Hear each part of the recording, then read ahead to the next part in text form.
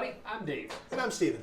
We are here to help you up your drink making game. Why do we do that, Steven? We are a couple of guys who really enjoy making drinks for our wives. We've gotten pretty good at it over the last little while. Hoping to share some of that with you, and maybe you'll enjoy it as well. And when you say wives, you mean our wives. Our trophy wives. Right. Yes. Indeed, you do. Wives, plural. We each have a harem. What are we making today, Steven? Today we're making a Kamikaze, which you might think one of two things. One, Kamikaze isn't a manly drink. Absolutely it is. Two, that it has some sort of connection to World War II. It doesn't. Kamikaze itself is a Japanese word for something about wind.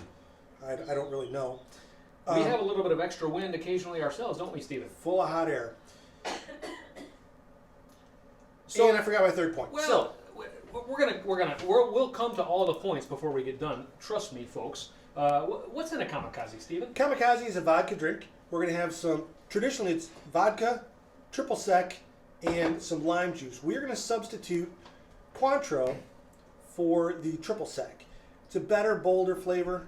I personally like it that way, so that's the way we're going to make it.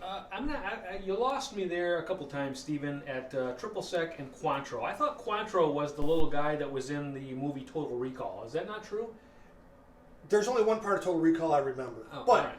The Cointreau, if you could show the bottle, Cointreau is an orange-flavored liqueur. It is delicious by itself, a touch sweet for my taste, but delicious. Triple sec is an orange-flavored syrup. Okay. Well, for a man as sweet as you don't need a whole lot of other sweetness in your life, do you? Thank you. Yeah, you're welcome. Well, let's get started. So let's begin. Let's put some ice in the shaker. All right. And the third part that I was thinking about was origin of a Kamikaze. The drink itself is tough to actually find on the internet. So I'm making up a story that it was invented by a bartender named John in New York City in the late 1950s. So you have John to thank for all of this. I think that's a reasonable story. All right. Kamikaze sounds a little bit like it has a K sound, a hard K, like Karma Chameleon. Yes. All right. All right. We are making two drinks here, so we are going to start with 4 ounces of vodka. All right. We're going to use our giblet. Jigger. Sorry, it's our jigger. It's a simple measuring tool. On the large side, it's this particular one is 1 ounce. You can get them in 1.5 ounces, 2 ounce, etc. How many ounces are we doing? We need 4. Okay, 4. And then the small side is typically Steven, half that. Can we? Thank you for that tip. Can we safely assume that we're putting 4 in because we're making a double batch to split the drinks between our two wives? That is a true story. Yes. Right. I think that's 4. I may have lost count in all the hubbub. Yep. So now we're going to take 4 ounces of Cointreau. Cointreau. Is that really how you say this? Because it's spelled kind of Cointreau, like French. True. Treuaue. Something like that. It seems French. How many? 4. Okay. All right. Your French is terrible. Bear with me, folks. I know how to French kiss, but that's about all the French I know. My minor, 4. my college minor Really? for my bachelor's is French literature. Really? Yes. Does that make you a better French kisser? No. I think right. that it doesn't. Really, literature is about literature, probably not kissing. Next. Well, I appreciate that tidbit of information, though.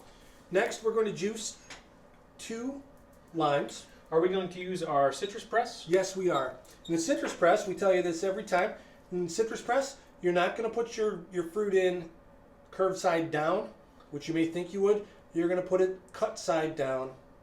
Steven, this goes contrary to everything we learned as kids growing up, that there's certain shapes that fit in other certain shapes. A square peg, round hole. It's just totally throwing everybody off. As we squeeze this, we're essentially turning the lime half inside out. Well, that makes a little more sense then, because when it comes out, it'll look proper.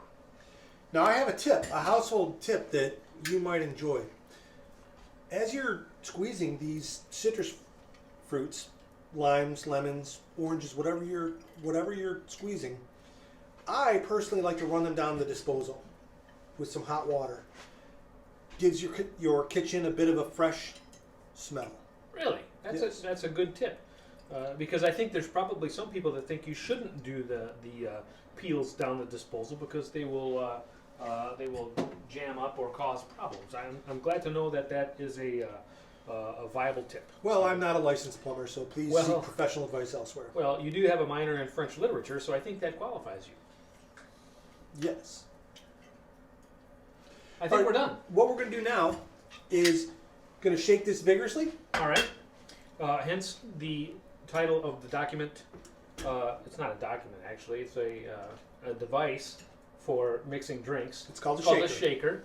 And I think it's called a shaker because we shake it when the time is right. Yes, and you're going to shake it until you get condensation on the outside of the shaker. Or in a case like me, until my hands hurt because it's really cold. While Dave is shaking, I'm going to rim the cocktail glass with the lime.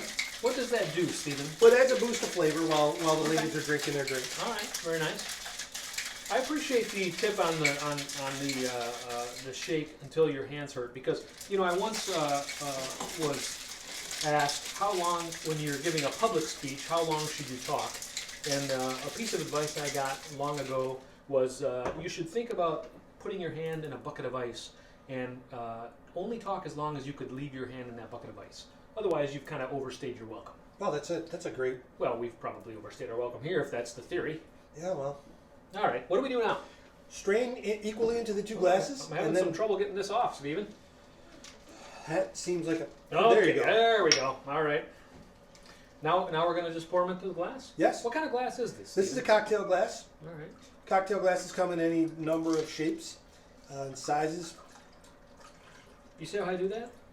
I watched the movie Cocktail once, and I figured out pretty quickly that I couldn't do it, so I'm just going to make it look as best as I can.